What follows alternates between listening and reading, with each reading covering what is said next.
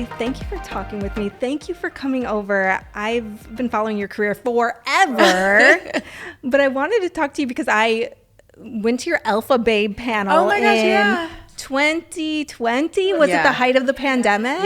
Yep. Because I think, man, it was definitely height of the pandemic. It was virtual, the panel. Yeah. And I was like, you know what? I finally, ironically, have the time to do more with Alpha Babe because we're all in the house. Yeah. But now that I have the time, we can't get together. And so I thought a virtual event would be a perfect way to sort of bring the community together for a good cause. All of the money went to relief funds, which obviously were so important at the time. But I'm so happy to hear that you were a part of it. Thank you. Oh, I loved it. And it was so great getting to like have all the different entertainment experts on and hearing kind of and that's what this podcast is about, hearing about their career journeys. And in 2021-ish, when did you launch your podcast? It had to have been around then. Yeah, I think it was maybe just after, gosh, time is flying and I'm like losing all sense of it. Probably 2021-ish, or maybe around 2020, because it's been on hiatus for at least a couple of years now. So it would have been around that time too, Hot Happy Mess. Yeah, because I then in around 2021 or 2022, I ran a half marathon. And so I would be running from Brentwood down to the ocean, having to, run 6-7 miles every time. And I was listening to Hot Happy Mess. Yes, that was getting me through those dreadful runs. Oh, that makes me so happy to hear. I think we forget sometimes. I'm sure you do too with your podcast. We're like putting it all out there and we technically know people are listening or watching. But we're also like, is anyone listening or watching? So that always touches my heart. I'm so happy to hear that. Well, let's start at the very beginning. Where did you grow up? So I grew up in Toledo, Ohio, born and raised. Midwest girl through and through. Wait, where are you from? Michigan. Okay. Wait, graduate of... University of Arizona. Okay. So we don't have to worry about Michigan and Michigan State, although, I mean, I know a lot of people from Michigan and Michigan Obviously, State. Obviously, same, and a lot of them Obviously, are my friends. I have to hate Ohio State. No, I get it. I understand it. As a graduate of the Ohio State University, we get a lot of hate. So I'm from Ohio. Graduate from Ohio State, proud Buckeye, and then I kind of was off to the races in local news. So I stayed in the Midwest for a little bit longer after graduation. Did you always know that journalism was what you wanted to go into? No, honestly, I didn't even, I certainly never considered TV hosting in its broader form as a career.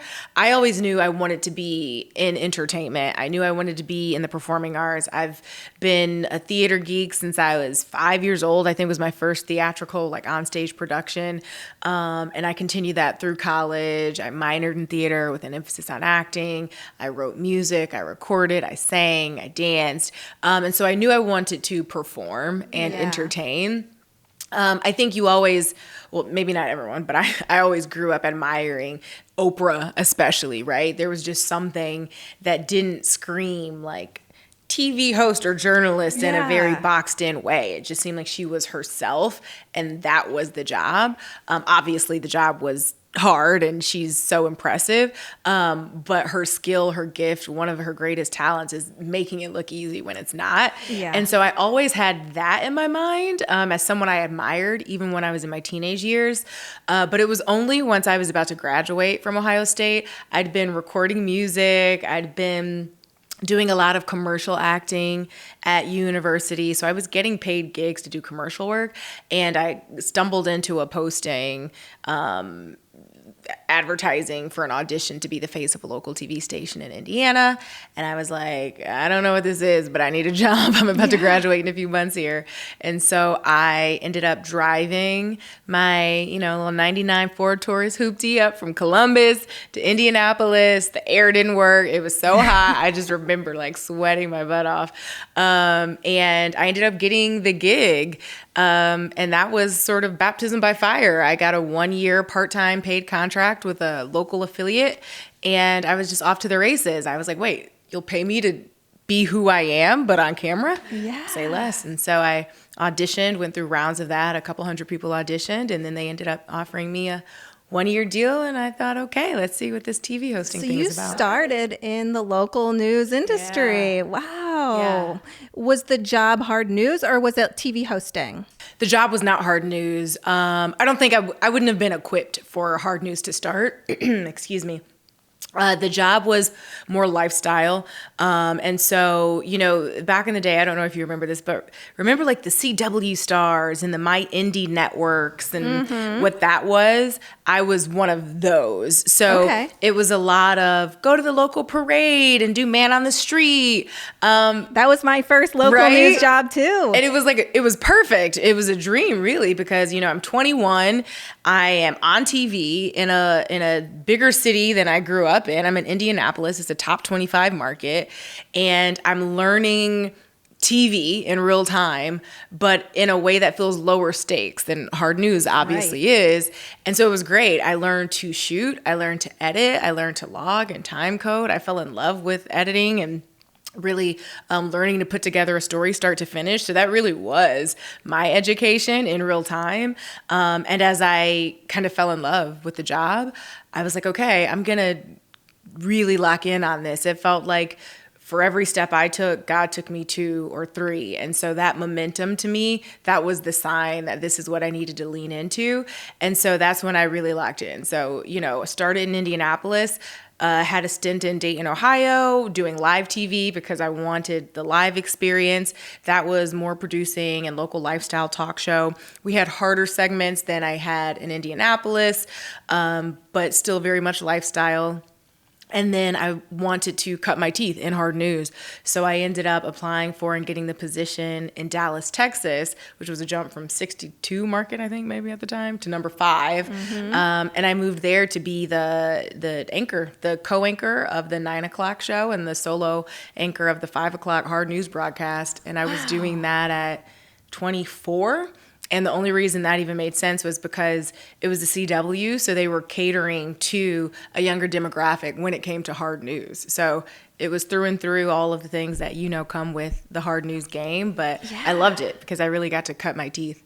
Our local news journey is so similar. So I started off as a part-time host for the CW, and I would do these little cut-ins like, you're watching the CW Tucson. Here's what's coming up at 7 p.m. on the Vampire Diaries we're going to see, or on TMZ we're going to see, or Jane the Virgin we're going to see, whatever it was.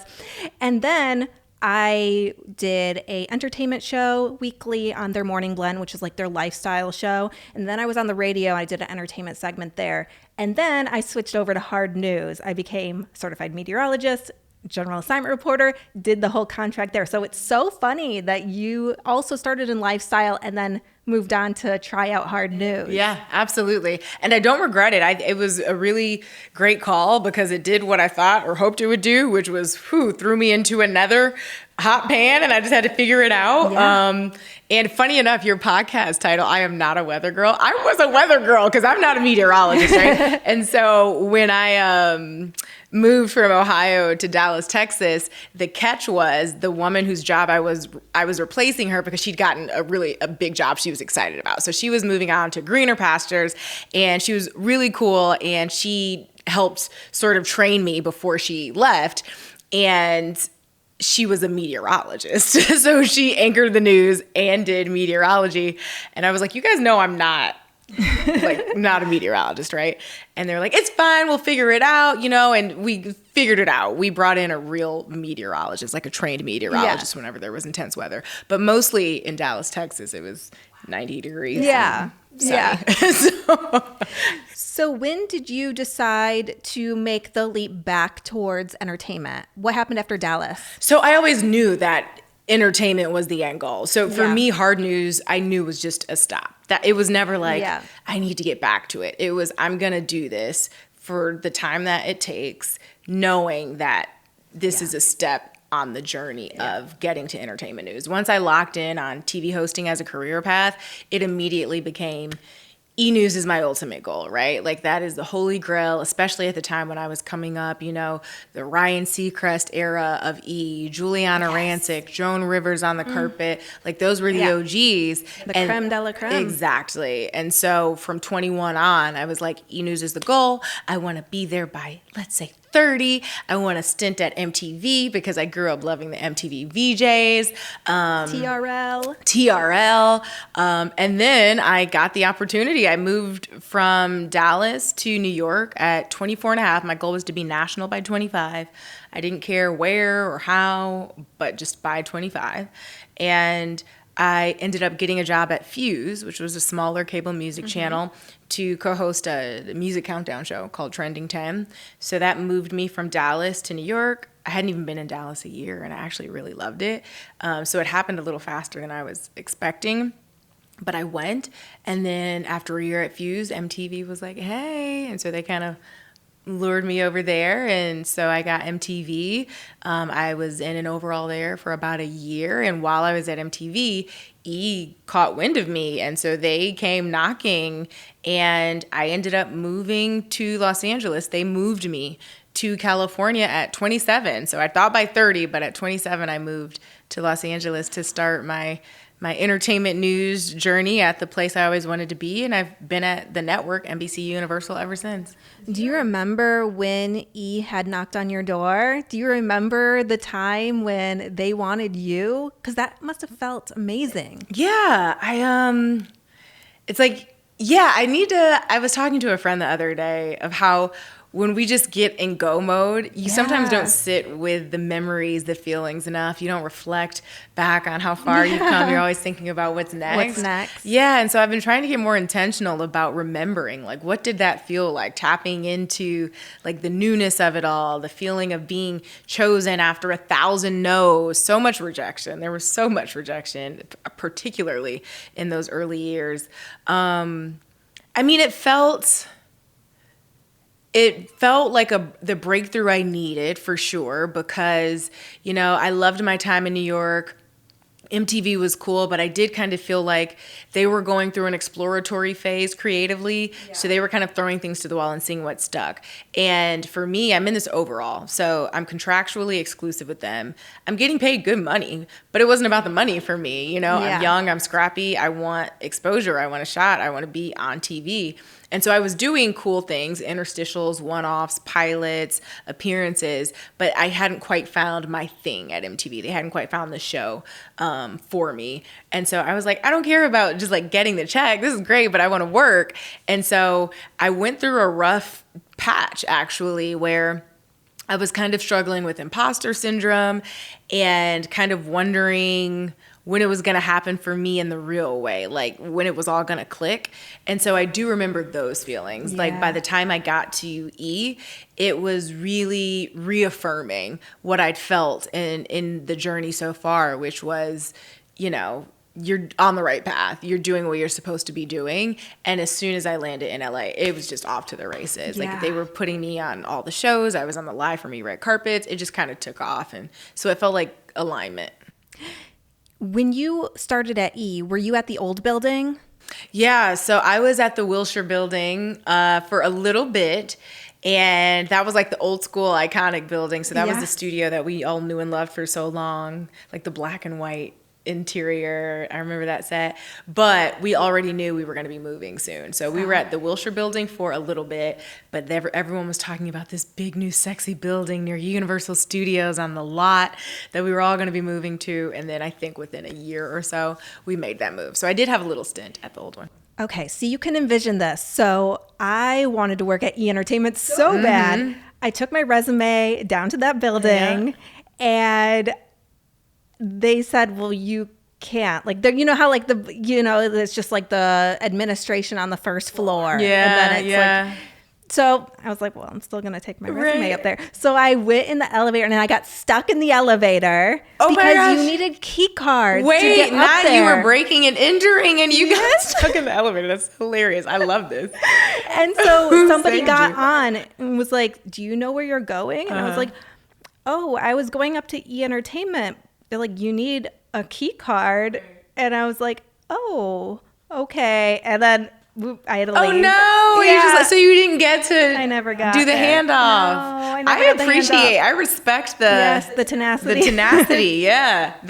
Look, you gotta try. You gotta try. Yeah, you have to be tenacious, that's for sure. So you then stayed at E for how long? I was at E for, gosh, I'm losing track of time at this point, 4-ish years, almost 5, maybe 5. And had a great run, loved it. I just knew in my heart, like at a certain point, it felt like I'd done everything that I'd come there to do. And that next big goal, I was like, okay, what is it, right? Like I reached this thing that I said I wanted to reach years before I expected or maybe planned to reach it. And like I want new challenges and I just want to grow as a TV host, as a TV personality. I ended up getting the position as the sideline reporter for American Ninja Warrior on NBC while I was still at E. And yeah, that was sort of the beginning of the next chapter for me. I knew I wanted to be at the broadcast news, at the broadcast level. Like I wanted to move from cable to kind of like the owned and operated affiliates, like the NBC affiliates. Just because I could tell like the world was changing, cable was changing, everything was changing. And like one thing about my spidey senses, they will tingle and I listen to them. And you know, smart. I like to think we're all pretty intuitive if we tap in. And for me, like it's my relationship with God is like I'm very much like I lean into that discerning. And so I'd been praying a lot and reflecting a lot. And something was just quietly telling me it was time to kind of like move on. And so I ended up hoping for, and I was in talks with Access Hollywood, which the lovely thing was, it was still in the family. It was still NBC Universal, but it was, you know, the broadcast network and the way that I wanted to be more engaged. So we were able to make that happen. And I moved from E! News to Access Hollywood while also still sideline reporting for American Ninja Warrior. Now I'm a co-host, and that was that. And so I've been there for the last 5 years. And funny enough, I'm like back in the best way with Live for Me in the main hosting position for award season. So I just finished my first season and we're heading into my second. And I love it because E's always going to have a special place in my heart. It's always going to be a part of home for me. And so to be able to continue with that legacy on those very carpets where I used to admire the Julianas and the Jones of the world, like that's really special. Yeah, that's great. What are some of your day-to-day tasks at Access Hollywood? Is no day the same? Like, what does it look like? Yeah, no 2 days are the same. That's what I love. I'm a Gemini. I get bored easily. I'm a Gemini are you? too. Makes okay, so you get it. You get it. No 2 days are the same, but more often than not, I'm in for the night show, right? So that is our flagship show, Access Hollywood. We film that in the afternoon. It's pre-taped. So we're normally filming, we're doing the glam, all that stuff, sometime between the hours of 11:30-ish a.m. and 1:30, 2 p.m. So that's the sweet spot where I can almost always count on being in. I come in, I get my glam done. We have incredible makeup and hair artists, and they just work their magic. So I just roll in looking like like God knows what, like whatever, not like you see on TV. And then they work their magic and I don't look like that anymore. And it's great. And then a lot of our work is what people don't see, which is us in the field. So that's the junkets, that's the weeknight red carpets. People think it's way more glamorous than it is, you know? Like I don't have, during the big award season stuff, Oscars, Golden Globes, Grammys, yes, I have a black car service that picks me up and drops me off at the end of the day. And we're in the hotel at the Beverly Hilton or, you know, Beverly, wherever. And it's beautiful and it's grand and it's a lot of hard work, but it's also really special and awesome. That is not what the day-to-day of like this life is. Yeah. I am in my car, stuck in bumper-to-bumper traffic on the 405, trying to make it to the Beverly Hills Hotel in time to valet and power walk in my heels to get to a carpet for press check-in, and then beeline straight to the line where I'm shoulder to shoulder with a bunch of other journalists. Thankfully, normally we're one of the first few positions, right. So that's a perk. And I'm just getting in there like anybody else, and we're getting our interviews. Yeah, and you're getting 1 to 2 questions. Exactly, and you got to make it work. The movie junkets, those are a little bit less chaotic usually. You know, you pull up at a hotel. Yep. They've got the hotel room or suite set up. It's you one-on-one, similar to this, for 6 minutes or 7 minutes, which is like a lifetime compared to those red carpets. But it's a grind, but it's a fun one. No 2 days are the same. I might be working.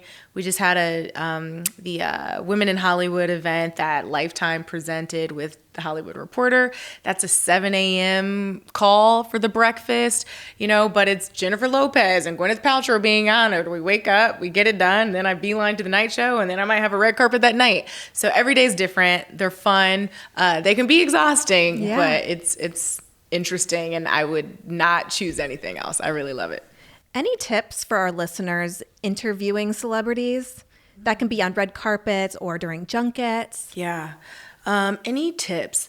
The one tip I would say is go for moments more than anything else. I think a lot of times I've seen this happen with people, or a celebrity or an artist that I'm talking to will acknowledge that sometimes other people do this and they find it refreshing when I don't, or when someone else doesn't.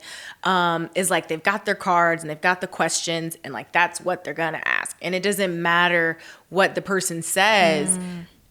Okay, you answered, and this is my next question. And it's not to say they're wooden or robotic in how they answer the questions, but there is a wooden or robotic nature to the flow. I think it's really important to be an active listener. Let them help you make the interview by making a moment. I might have wanted to ask you, after you told me what this project meant to you, about a quote your father said, and like, well, how did that make you feel? But when you told me what the project meant to you, you mentioned the fact that like your kid spilled vanilla yogurt all over you yesterday, and it just reminded you, like, it humbled you. Okay, well, now we're going to go there instead. And so like it's those judgment calls in real time about what really matters. Do I need an answer to this question I thought I wanted to ask? Or am I going to be the only person who gets so-and-so on their kid spilling vanilla yogurt on them while they were rehearsing their lines because they gave me that moment, I heard it, and I went with it. Right. And that's the key. You went with it. Yeah. You didn't hear it and then just say, well, this is my next question. Yeah. And then that's when you miss just some of the magic. Exactly. Yep. Just presence. Yeah. Well, how did it feel when George Clooney said that you were one of his favorite interviewers, that he always loves talking with you? Like, did you just go, oh my God? I did, of course. Are you kidding me? First of all, he's the best. He really is. And we've had a lot of incredible exchanges over the years. I mean, what's really awesome about my job, and it feels so special and it's never lost on me, is that I can say I've been talking to the greats for more than a decade now, and not in a braggy way, in a how is this my life way? These are people whose art I genuinely admire, and talking to them once or twice, I still remember the first time I interviewed Clooney, and I was getting nervous and I wanted it to be perfect, and I rehearsed my questions and all the things. And then he was gracious and kind and incredible. And that was maybe 8 years ago. And over time, he's only continued to be. The first time I interviewed Oprah, and I rehearsed and I was obsessed and I didn't want to get anything wrong. Yes. And so now, a decade in, I take pride in having a rapport with a lot of these incredible people. And yeah, Clooney acknowledging that he appreciates that, it just speaks to who he is. He's a very gracious celebrity. He's very gracious, because that, make no mistake, is the celebrity of it all, right? He's an incredible talent. He's an artist. He's an actor. Some people are really good at that and maybe not so good at the fame game, or so willing to play or be gracious with the celebrity of it all. Yes. And I really appreciate that he shows up twice. His new film, Jay Kelly, on Netflix, really kind of explores those themes, like what it means to be not just an actor and a talented actor, but a star. Like, that's a different thing. And George Clooney's a star. So it made me feel really good when he said that. He's the best. Isn't it amazing when celebrities, you meet them and they exceed your expectations? Like, they're just like, oh, they're so nice. They're so kind. They're everything I wanted from a person. Yep. Yeah. I know. They say don't meet your idols. Which can sometimes be true. Because I've met a couple. I'm like, never mind. But more often than not, I found the bigger the star, normally the more disarming and laid back they are. They know they're the world's biggest star. We know, like, they don't have anything to prove. I think Right. sometimes it's those folks who are sort of cosplaying what it means to be, some huge star. Yeah. Make it a little harder sometimes. But Yeah. George Clooney, Oprah, Will Smith, Denzel Washington, like, they all just deliver. I've never regretted meeting any of the greats. They're so kind. Any pinch me moments during your career? People that you've interviewed and you're like, oh my gosh, or any other moments? I think Oprah, I know Oprah is a big one just because the first time I met her, it was that I love bread era. Remember, she was doing the commercials. And so our producers were like, we want you to give Oprah a loaf of bread on the red carpet. This is going to be great. And I was like, wait, what? This is my first time meeting this woman who I admire her work. I'm new to the red carpet games. I'm new to E! News. And I'm like, do I have to? Because I didn't know how it was going to go. Were you worried she would be like, what? Yes. Yeah. Are you kidding? I still sometimes, some of the ideas or the things they want us to do on some of the carpets. Of course they would get it, but I'm also like, but will they actually not get it? Right. Or like, even if you get it, do you think it's funny? Like, Right. or are you like, What? LOL, Who is this crazy person? like, this is what you decided to do with your red carpet moment with me? Yeah. And so I was definitely nervous about it, but I was also new.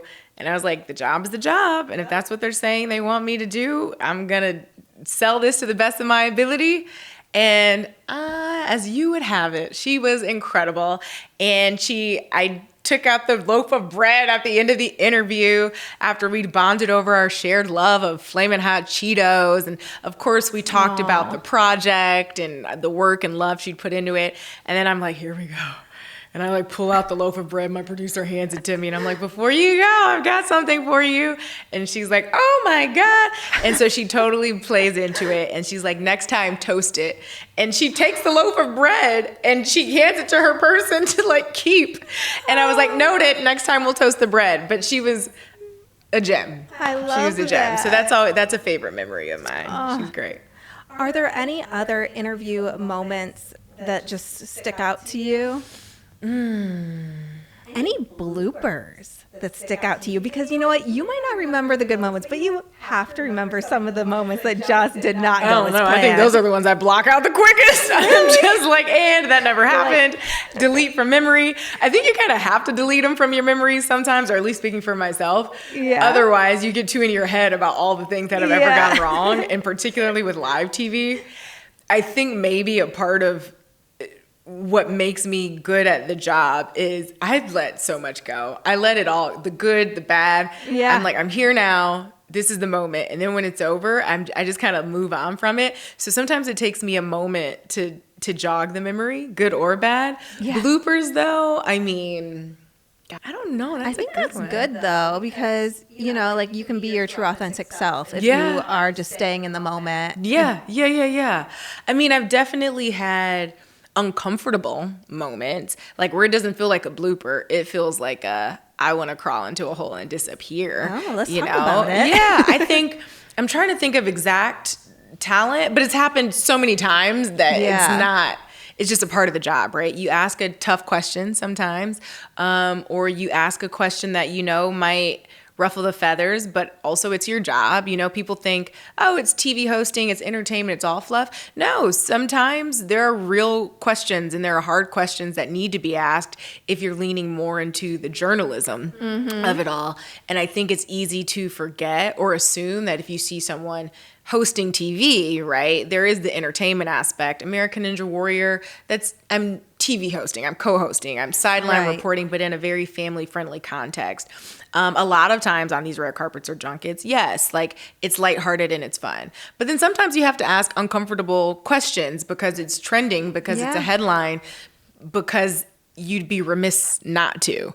And that doesn't always go well because in Hollywood, especially, folks want to come in and smile and let's all just giggle and pretend everything's fine. And that's not always my job. Sometimes you have to ask uncomfortable questions. And sometimes it doesn't land. Sometimes you try to push a little bit more to get someone to expand on something and you'll just get and I'm shutting this down now. And they just kind of have a blank stare and it's like, All right, noted. I tried. Yep. Moving on. Yep. But you can't sit with it too long, or you wouldn't be able to do the job. So I just keep it moving. Yeah, I was gonna say, how do you approach those kind of situations? In the moments when I have to do something uncomfortable or ask an uncomfortable but important question, because I'm not in the business of making people uncomfortable, period. Like I take a lot of pride in my work. I take pride in being a safe space. Over the years, people have trusted that they can come sit down with me and it's not going to be gotcha reporting. Yeah. But in that, they feel comfortable enough to willingly offer up more than they have in other spaces because they trust it won't be salacious. I won't take what they said, isolate the quote, and then make it a headline out of context. Like I just take no pride in that. I've advocated for headlines to be changed before they go online, or to make sure full context is there. If I get an incredible quote, like I really do take pride in advocating for just context. I'm not taking sides. It's like whatever you tell me, the truth is the truth. But let's not isolate a portion of the truth and give it to the internet to do what it does, you know? And there's only so much of that I can do, but I've tried. Yeah.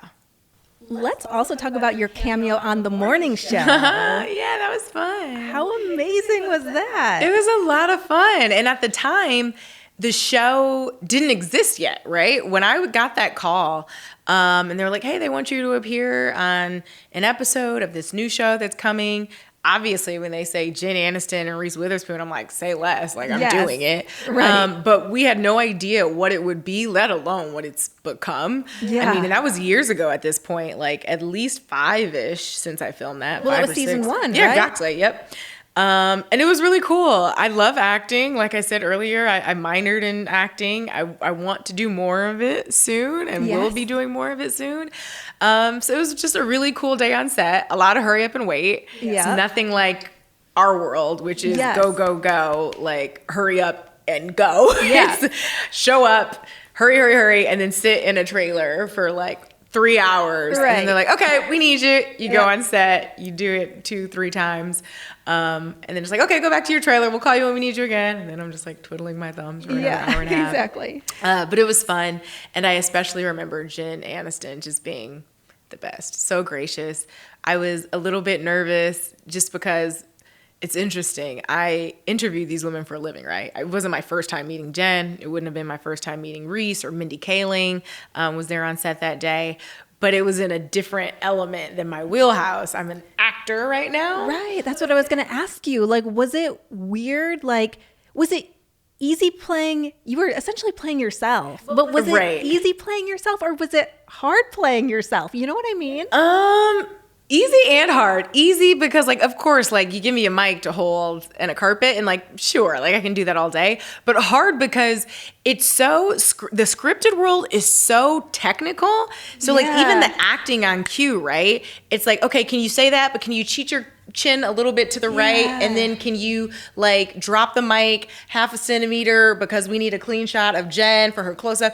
And so, like, the technicality was the thing that I was in my head on because I'm like, Lord, please don't let me mess up these people's scene. Yeah. Where they escort me off the property. But it was fun. And, like, she came up to me and before we filmed, she's like, hey, I'm Jen. I think we've seen each other on carpets before, right? And I was like, yeah. But the fact that she even remembered, and, you know, we talked for a minute and she was just so gracious and so kind, and yeah, it was fun. Is it wild to think about how the morning show has evolved and what it's become today? Oh my gosh. Yeah, it is. I mean, I'm not surprised that it's blown up though, because I think there is so much, one, you get all of these powerhouse talent and like the recipes there. But 2, I think there's a lot of curiosity about our world. I think there's a lot of curiosity about the newsroom. Like literally the show The Newsroom had been such a huge hit in the time. So good leading up to the morning show. And yeah, I think it also speaks to the human curiosity around like the TV magic of it all, because obviously the morning show is how the sausage gets made. It's the behind the scenes wheeling and dealing and politics and drama and like fighting for what you deserve and everything that it is, right? And I think there's a curiosity around that, particularly for like our morning newscasters or evening newscasters. It's like we see them in this one way, but like what's really going on behind the scenes, which is also just sums up 2025 in a nutshell. Everyone wants the BTS, Yeah, exactly. the unshowed, the unspoken moments. Yep.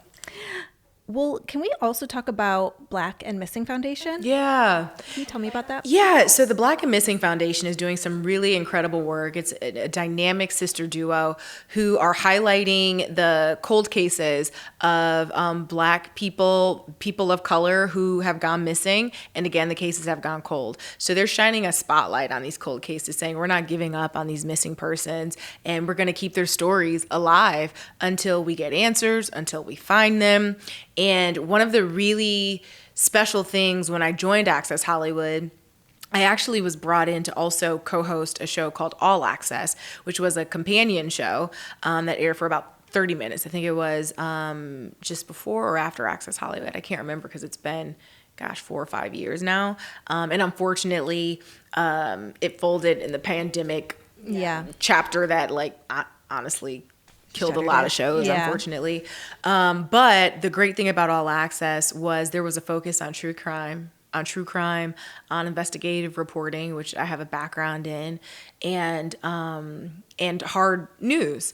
And it seems like a bit of a hard turn. You're like, Access Hollywood to All Access? What? But I loved it because it meant I got to exercise a muscle that I hadn't been able to since I left Dallas and was doing hard news. So we had a partnership with the Black and Missing Foundation where they would send me as their hard news girl, essentially in the newsroom. Even to this day, like the harder news cases I tend to get when, the helicopter unfortunately went down with Kobe Bryant, his daughter, and the other passengers. I was there on the scene that day reporting from the crash site. I was covering from the inside at his funeral proceedings. When there was a shooting not too far from that area, actually, I was sent out for that. When it came to wildfire devastation, I tended to, and often still do, cover the hard news stories, even in the world of Hollywood and entertainment and sports, which is really important to me and is really a privilege, and it's because those stories really matter. And with Black and Missing Foundation, I would be sent out across the country. I'd go to the East Coast, I'd go to the South, I'd do local stories in LA. And it was our small but mighty team, me and a couple of producers, and we were at the local sheriff's office talking to authorities about a man or a woman who had gone missing. I would sit down with the mothers, the fathers, the siblings of someone who was missing, sometimes the romantic partners, and hear their stories. And we aired that on Access Hollywood, and so it shone a light on those cases to hopefully drum up new leads, new tips. But I realized over time, maybe an equally important gift that I hadn't expected that partnership to give was there were so many family members who would just cry or hug me after and say thank you. They would thank our team for just shining the light on it because they felt heard, because they were going to authorities or they were beating the doors down or they were begging to have their stories covered still, and it wasn't happening. And so it just felt good, they would say, to have someone listen, if nothing else. And hopefully, we've moved the needle when it came to tips or leads where that could be the case. But that was really special. That was a really awesome partnership. Yeah, you are giving voice to people that without this wouldn't otherwise have one. Yeah. How did that feel? It felt important. It felt humbling. It would be really, just humbling to sit across for an hour and a half sometimes, one person, one-on-one, who was dealing with so much loss and so much pain and so much like righteous anger around like how unfair life can be. And it put a lot in perspective. It's hard to like go back to La La Land or Hollywood or quite frankly any of the entertainment fluff and not even have a grain of a boulder. Like it contextualized so much of what I was doing on the other side of the spectrum. And I appreciate that perspective. It was never easy. It was hard. It was emotional, and it was draining, sometimes emotionally draining. But what a privilege and a gift that I still got to go back home to my life without that loss or trauma. So that's so dwarfed, knowing that these people are out in the world carrying that. Absolutely. Yeah. It's almost hard to compartmentalize too when you're covering such tough topics and then you go back to your home, your security, you know? And also, how do you stay grounded in those moments? Because, you know, you have to protect your heart. Mm-hmm. Yeah, that's a great question. I think I've always been someone who's just, like, I was kind of raised with like a, for better or worse, stiff upper lip. Like, the job is the job, get the job done. And maybe also, for better or worse, have had the gift of compartmentalization most of my life with certain things. And so I think in a certain way, I was just kind of wired for it. But that's not to say, because you don't tuck it away. It's not like, okay, did that and that's it. I would still be in contact with a lot of these people even after we aired their stories. If a parent would reach out or want to text me, I've given them my email address, my personal cell phone numbers, just so that they can continue to feel that that line of connection is there. I might not be able to help, and more often than not, there isn't much more I can do. But if feeling like you have a connection to me is something that makes you feel a little bit more supported, fine, that's good, I guess. I think it's just the groundedness. That's a really good question. I don't know. I think it's just the work. The conversations are important and it matters, and kind of, for lack of a better phrase, get over yourself, like meaning talking to myself. Like, you know, it's, I'd rather this person feel heard in this moment. And that is that, you know, and in the moments when it does get heavy, because it does or did sometimes, again, I go back to the humility of, I think gratitude is the better word. I get to go home and exist in gratitude that is not something that I have personally experienced. And yeah, and so that in itself, I'm grateful for the life I have. I'm grateful for my circumstances, but I don't know. I don't think too much about like, oh, this is just so heavy for me, because it's not, because it feels like a gift to someone else, however fleeting and however small. It's like the smallest part of anything they're, you know, probably appreciative for. But even if it's for a moment, I just appreciate that opportunity. So I look at it as a gift to be of service, even in the tiniest of ways. And yeah, I think that overrides sort of the overwhelm or sort of like drowning in the emotion of it all. Switching gears, when we talk about the future of entertainment news, it's no surprise in 2025, it feels like the wild, wild west when it comes to entertainment news. Where do you see entertainment news going? And for those that really want to get into entertainment in 2020, well, it's going to be 2026. What advice do you have in that capacity? The direction I see the entertainment news space going, I mean, it's interesting, right? Because I think we can all see that the old model is old. Yes. You know, the story is online now in a 24-hour news cycle. You don't have to wait until a certain time of day to like get the news. And so that is where context and moving the story forward matters. That is where the hosts and the entertainment news personalities, like who we are as individuals, matters more. Like people, you can get the information a lot of places these days. So the question really just becomes, who do you want to get it from? Who do you like? Who do you trust? And I think entertainment news and hosts and personalities in that space need to be considering, and not just considering, they need to be doing, like yesterday, the thing that we're seeing pretty much everyone on social media do, which is look at themselves as a personal brand, as as self-centered as it sounds, it kind of is very centered around oneself of like, how do I create an ecosystem, look at myself as a creator, and then feed that ecosystem consistently, because people want to attach to the face, the personality, the story. It's like even CEOs are of like tech companies and like random like grocery stores. Like it doesn't matter. Everyone is understandably prioritizing their personal brand because it's just what the climate demands right now. We don't want to follow a logo. And, I felt that way always. So like there's a part of me that is excited about it. It's scary, but I'm also really excited by it. It's empowering.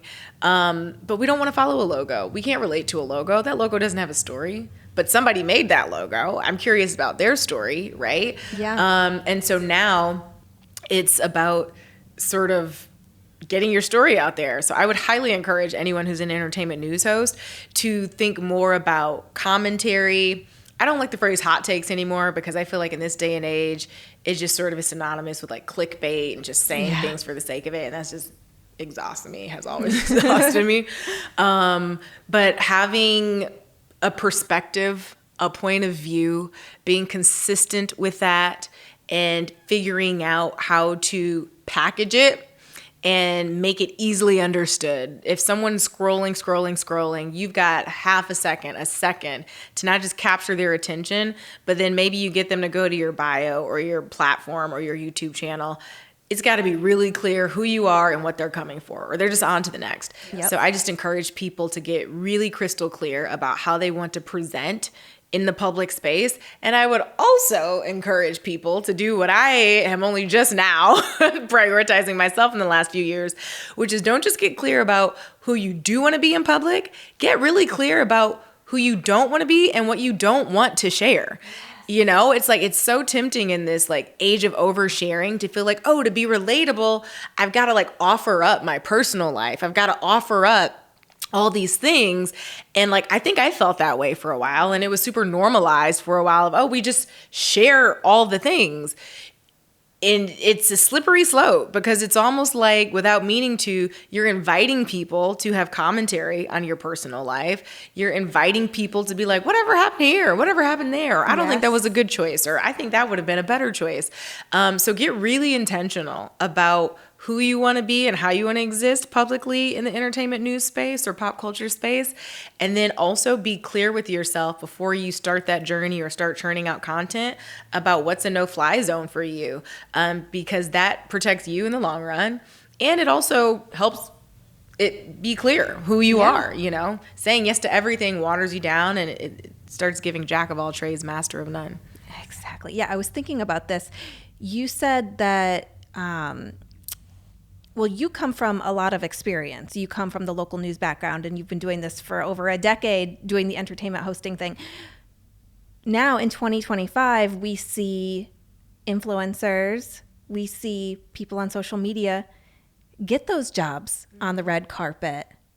I want to know, what are your feelings towards that? Yeah, I mean, look, times are changing. I do think, that first started about maybe a decade-ish ago. I remember like when they'd bring in like YouTubers, like, oh, this person has so many subscribers or followers. And so we'd be in the newsroom busting our butt every day, like quite frankly, doing the hard work.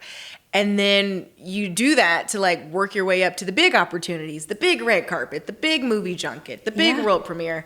And so, yeah, it was discouraging, I'll be honest, for a lot of us in the newsroom who were like, wait, but we've dedicated our lives to this craft. Yeah. And now so-and-so who's never even held a mic is at the world premiere doing the red carpet or whatever. Yeah. And like, that doesn't feel good for sure. No. I think anyone would be lying if they're in our space and said otherwise. However, I think things have evolved since then. I think two things have revealed themselves to be true. One, someone having a bunch of followers in one area does not translate to TV necessarily. No. You know, these folks were getting these opportunities, but their audience was like, we're already with them on YouTube, or I already follow them on Instagram. I don't need to pay for a whatever subscription or go watch whatever TV show to see them.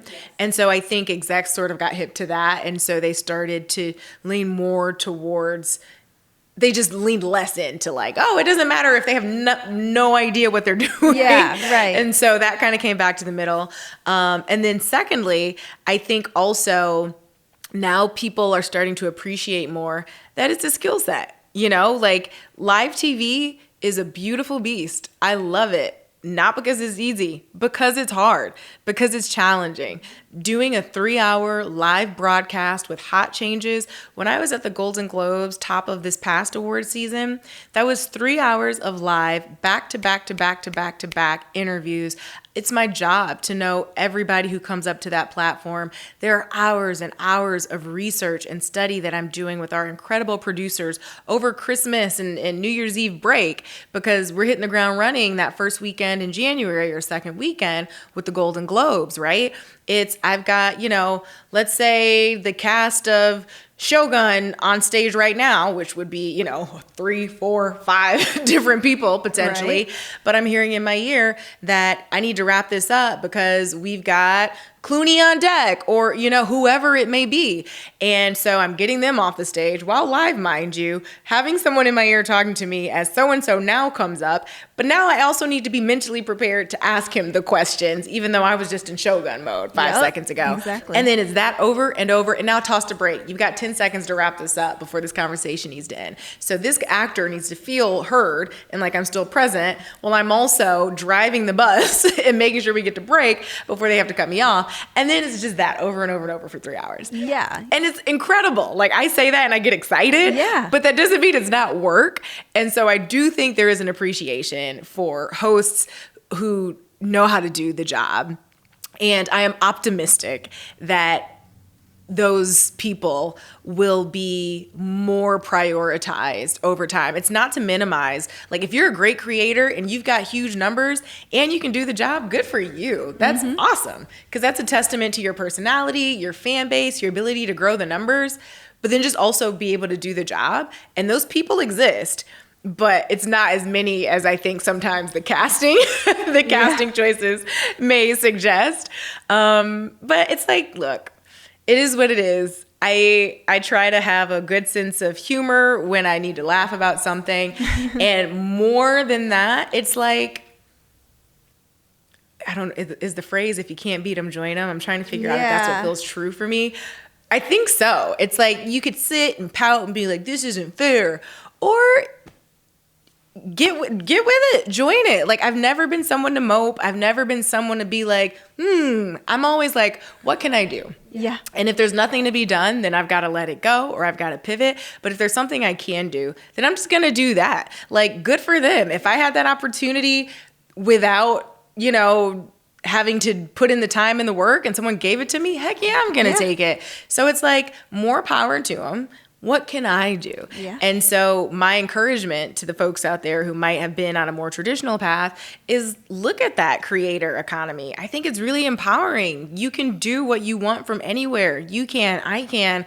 And so build it out. And I think we really have more in our arsenal than we even give ourselves credit for, because when we're in local or we're in those traditional outlets, we have cut our teeth. We know how to produce start to finish, and we've got the personalities, you've got the know-how. Bet on yourself. Like, I think it's easy to get stuck in that like old school mindset, but bet on yourself. Yeah. Build. And instead of looking at it as jealousy, look at it as inspiration. 100%. Because to me, it's proof that it's possible, right?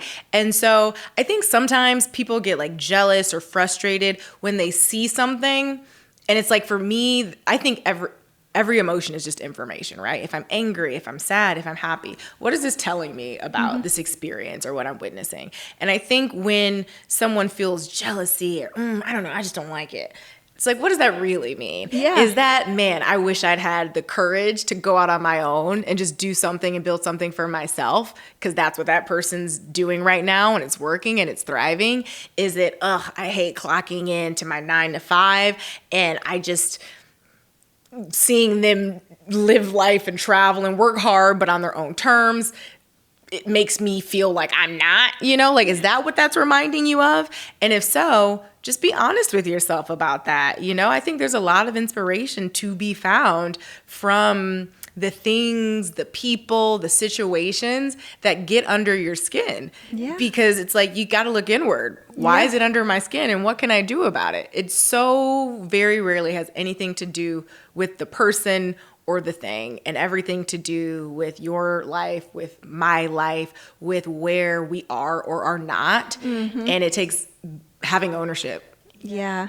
And I know our listeners don't always like to hear it, but sometimes life is just not fair. It really isn't. I think that's the long and short of it. Sometimes you just got to get used to the rejection. Sometimes an opportunity doesn't happen, and it's maybe not that, but it's something better. And you just have to look at it as, well, if it's not this, it's something better, because sometimes life's just not fair and you didn't get what you wanted, That's so true. I appreciate, that's just the cold hard truth. Like, sometimes things suck and sometimes you deserve something and you didn't get it. And sometimes you work really hard and then someone who didn't work really hard gets the op, and that just sucks. And you just gotta keep going. You gotta want it bad enough to keep going.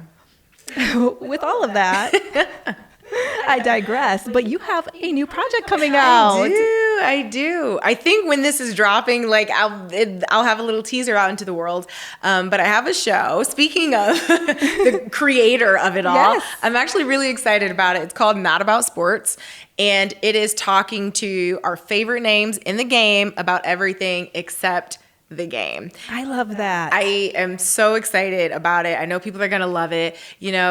Folks have been watching me in Hollywood interview our biggest stars for more than a decade.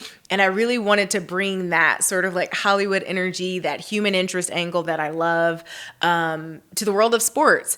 And I wanted to create the show that I want to be a part of. And maybe that's why the creator economy excites me so much, because I've always looked at myself as a creator first. I might be a TV host at a traditional show or channel or outlet, but when you're a creative, the opportunity to build from scratch is exciting and it's empowering.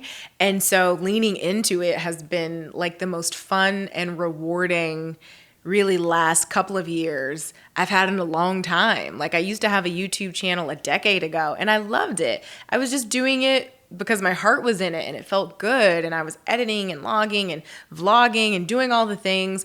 And so I feel like I'm finally tapping back into all that creativity that's been bubbling up that sometimes in corporate settings you can't let out as easily or as efficiently. And so that's what Not About Sports is. So we've got some incredible episodes in the pipeline. My co-host, Akbar Bajabiamila, he was in the NFL for, I think, 8+ years. Co-host American Ninja Warrior, was on Good Morning Football, The Talk on CBS. So he's one of the guests, right? And we're talking about marriage, about healthy masculinity, about what it's like being a husband and a father to 4 kids, about the time he almost gave up on his football dreams, his basketball dreams.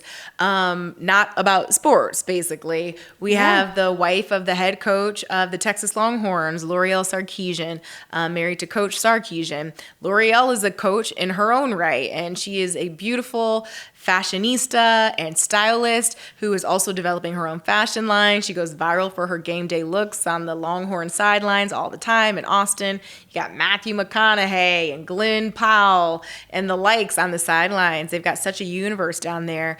And she also just became a new mom, and she just turned 40.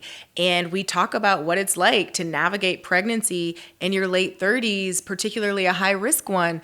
And, her journey to marriage and motherhood. not about sports. I'm talking to Malcolm Jenkins, a 2-time Super Bowl champion and 13-year NFL vet who was recently inducted into the Philadelphia Eagles Hall of Fame. But we're talking about generational wealth and, how he's managed his money, the time in his rookie contract where he learned some really hard, tough lessons about managing your money, what it's like to be a girl dad, getting in touch with his emotions, being a Renaissance man with, his own whiskey line and collecting art, not about sports. And so what I'm really excited about is the fact that you don't have to care about sports. You do not have to know anything about stats or analytics, because I don't either. I'm not the stats and analytics girly. But if there's one thing I love doing, it's getting to the heart of the matter. And that's what this is. So there's something for everyone. This is what people want right now. It's so now that crossover of sports and entertainment. People want to know the inside of these people that are on the field. Yeah. You hear the game, you hear the stats, you hear what they're looking for with that next touchdown. But to get to know those people on a deeper level is so important. Totally. And especially in this day and age, like in the world of like NIL, right? Like name, image, and likeness for the collegiate athletes, in this world where everyone from the CEOs to, everybody, the assistants, even, the assistants too. Like that's great. You've got a whole ecosystem. Come with me to, be so-and-so's right-hand man for the day. Everything can be content. And I think the athletes also are like, I want to humanize myself. I'm more than the person on the court. There's more to me than what you see on the field. There's more to me than what you see on the beam or the bars. And personality pays, quite frankly. So even more than just, I want to get my story out, people want to buy into stories. And Not About Sports is giving these athletes and also sports adjacent personalities, WAGs, partners of sports figures, sports journalists themselves can come on the show. And this is giving them an opportunity to showcase their personality and say, hey, this is who I am, and I want you to buy in to me. Yeah. Especially in the last couple of years, I've interviewed so many sports stars on The Masked Singer. Oh yeah, yep, exactly.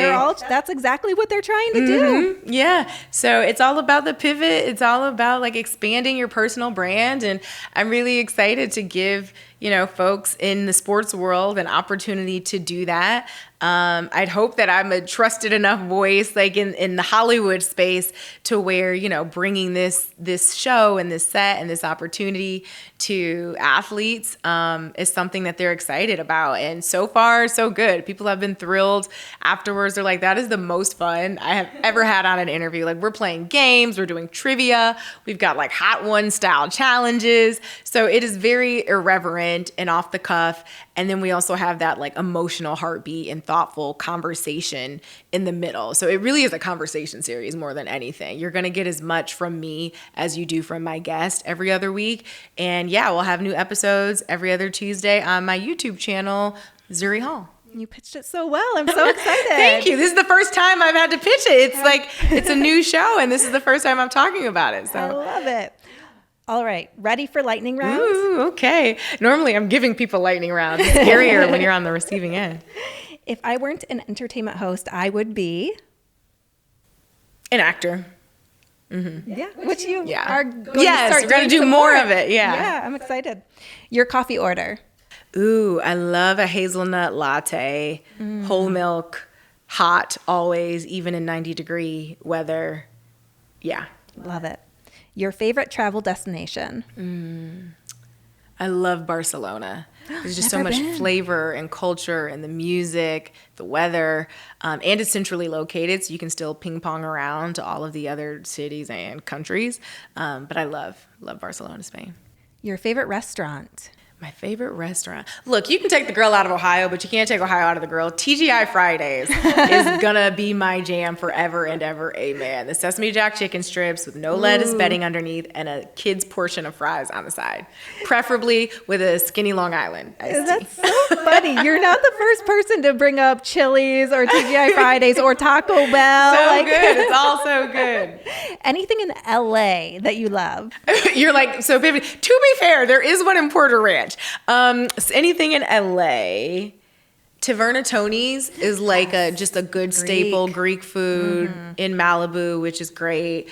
And then there's a seafood and soul restaurant in downtown LA that I went to once. I believe it's called Joyce's, and it's really, really delicious. So that's really good too. Something people often get wrong about you. Oh, something people often get wrong about me. I can go a couple of places with this one, but give me the juiciest. Something people often get wrong about me is that I am. This is more in person. I don't think this is like a public figure type of thing or on the internet, but some people might think that I'm a little bit more like sometimes closed off, or like antisocial is not the phrase, but like I think people think I'm more extroverted than I actually am.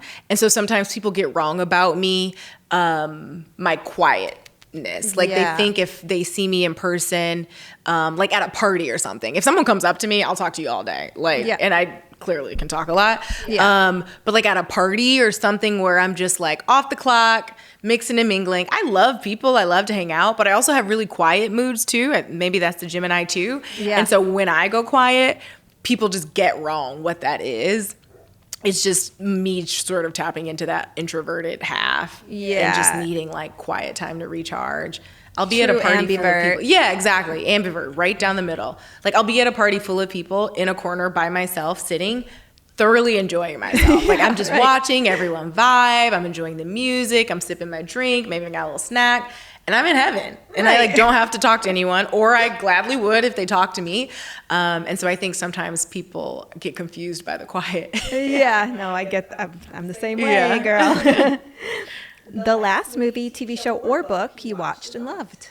The last... Well, a book I'm still currently reading and loving is The Mountain Is You by Brianna West. It's incredible. It's about self-mastery. It's about the idea that the answer to most of our problems or the things we need to overcome is like right here. And again, it goes back to what I was saying earlier about ownership, about like control what you can control. You can't control anyone around you. All I can do is work on myself, and that comes with self-mastery. So that's a book that I'm loving right now. Something I just watched. I love House of David. Like, it's so good. It's so good. Highly recommend it. I just finished season 2, and I'm so sad that I watched the season finale twice in the last like week. But it's really well done. It's cinematic. It's about like the biblical house of David. But honestly, whether you're religious or not, it's just a beautiful cinematic universe. And I think anyone could enjoy it. It's really good. If you could switch lives with one person for a day, who would it be? If I could switch lives with anyone for a day, it would be, I don't know, some gajillionaire, and like let them, only if they approve, wire transfer all their funds. I got some projects I need to fund. Honestly, I mean, I feel pretty blessed that I love my life. Like I don't. 24 hours. Yeah, exactly. I've got 24 hours to just move these funds. No, if I had to pick someone, I would say, I think Tracee Ellis Ross is really so brilliant and so beautiful. I've interviewed her a lot over the years, and she's just so free, and she's so sure of who she is, and I think she just lives a very interesting, self-informed life. And I just am curious to know what it would feel like to move through a day with that level of just like, I don't know. And also she's like Diana Ross's daughter and like fabulous, and like travels the world and does all the things. I don't know. I just like, she does seem so vibe. Content. Yeah.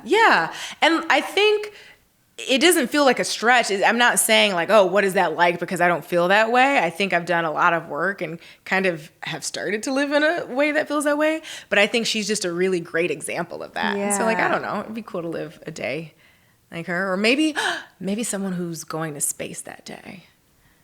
Like would you an want to do astronaut. that? Would you want to really do that? I mean, I think people like the idea of it, but like, would you really? I really want to do it. I don't know. I'm a little This bit. is like we're getting back to the morning show now. I know, right? I'm a try just about anything, barring a few things once kind of person. I don't think in this climate that jetting off to space for the heck of it is probably the like the Katy Perry? biggest. No, I don't think it's the biggest priority in the world, considering the state of the world.